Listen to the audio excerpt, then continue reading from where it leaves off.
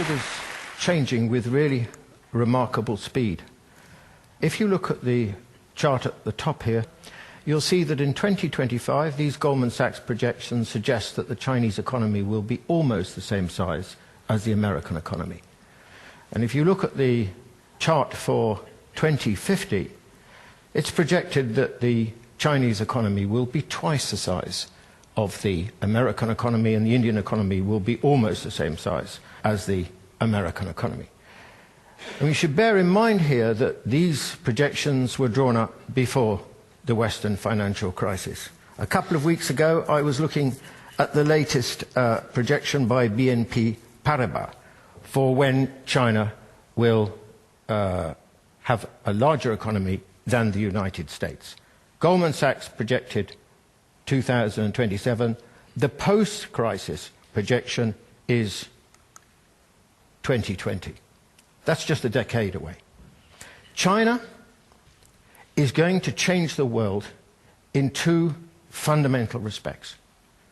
First of all, it's a huge developing country with a population of 1.3 billion people, which has been growing for over 30 years at around 10% a year. And within a decade, it will have the largest economy in the world. Never before, in the modern era, has the largest economy in the world been that of a developing country rather than a developed country. Secondly, for the first time in the modern era, the dominant country in the world, which I think is what China will become, will be not from the West and from very, very different civilizational roots. Now, I know it's a widespread assumption in the West that as countries modernize, they also westernize. This is an illusion. It's an assumption that modernity is a product simply of competition, markets, and technology. It is not. It is also shaped equally by history and culture. China is not like the West, and it will not become like the West. It will remain in very fundamental respects very different. Now, the big question here is obviously, well, how do we make sense of China? How do we try and understand what China is?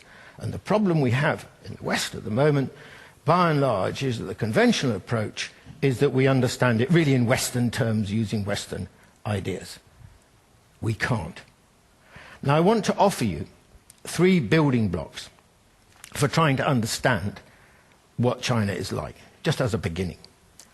The first is this, that China is not really a nation state. Okay, it's called itself a nation state for the last 100 years. But anyone knows anything about China knows it's a lot older than this.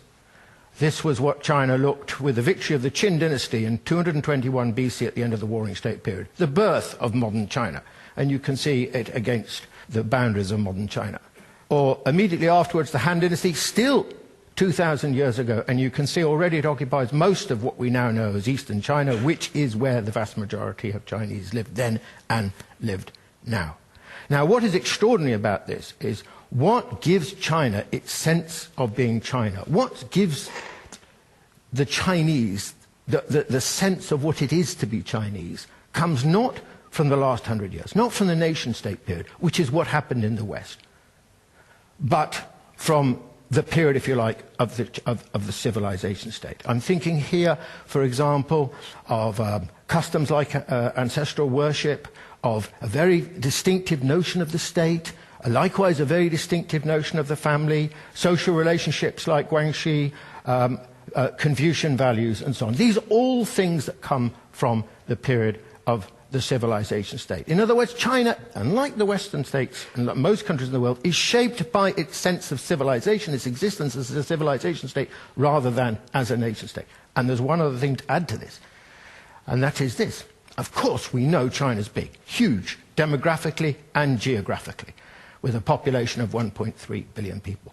What we often don't really are aware of is the fact that China is extremely diverse and very pluralistic, and in many ways very decentralized. You can't run a place on this scale simply from Beijing, even though we think this to be the case. It's never been the case. So this is China, a civilization state rather than a nation state.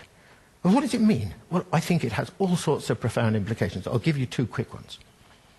The first is that the most important political value for the Chinese is unity, is the maintenance of Chinese civilization.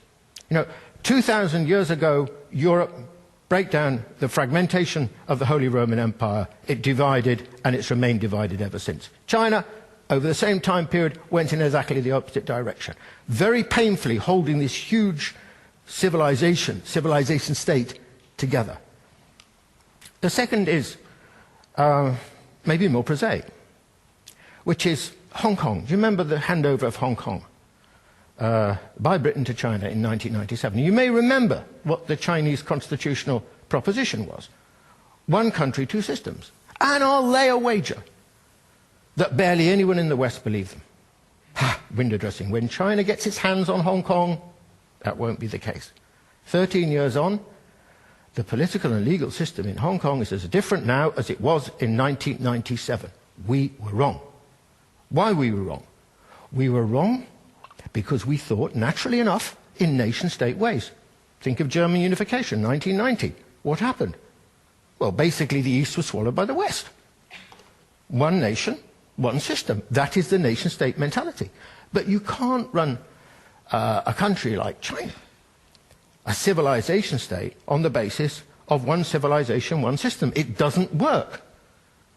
So actually the response of China to the question of Hong Kong, as it will be to the question of Taiwan, was a natural response. One civilization, many systems. Let me offer you another building block to try and understand China.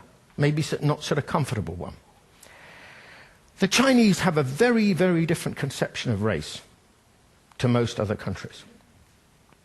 Do you know, of the 1.3 billion Chinese, over 90% of them think they belong to the same race, the Han. Now, this is completely different from the other world's most populous countries. India, the United States, Indonesia, Brazil. All of them are multiracial. The Chinese don't feel like that. China is only multiracial, really, at the margins. So the question is why?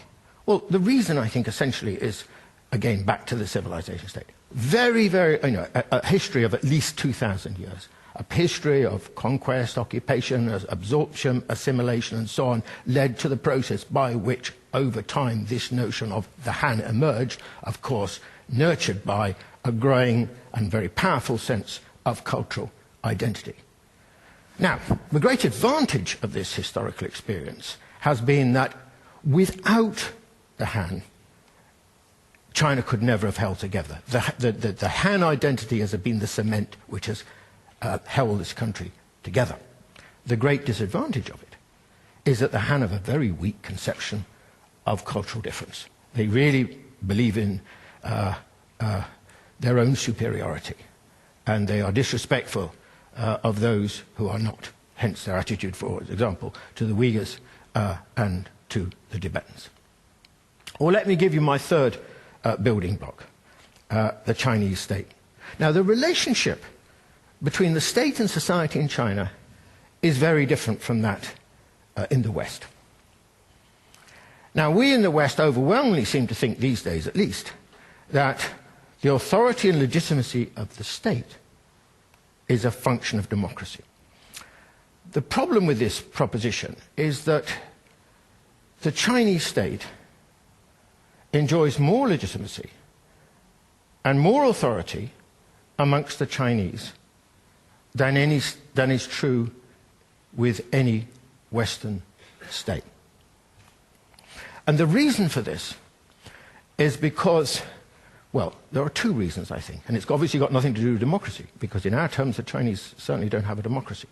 But the reason for this is, firstly, because the state in China is given a very special, enjoys a very special significance as the representative, the embodiment, and the guardian of Chinese civilization, of the civilization state.